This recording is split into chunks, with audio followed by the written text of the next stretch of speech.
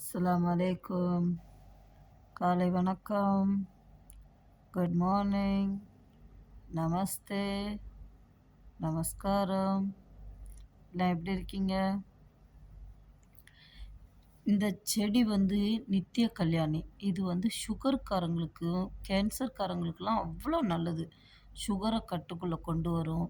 அதே மாதிரி கேன்சர்காரங்களுக்கு இதை வேரோட பிடுங்கி காய வச்சு பொடி பண்ணி டீ மாதிரி போட்டு குடிக்கலாம், மோரில் போட்டு குடிக்கலாம், தேனில் குழப்பி சாப்பிட்லாம். அவ்வளோ நல்லது. கேன்சர்காரங்களுக்குலாம் ரொம்ப ரொம்ப நல்லது. நம்ம சாவை ஒன்றும் பண்ண முடியாது, ஆனால் சாவை தள்ளி போடலாம் இன்ஷா அல்லாஹ். நீங்களும் இனிமேல் இந்த செடியை பார்த்தீங்கன்னா விடாதீங்க.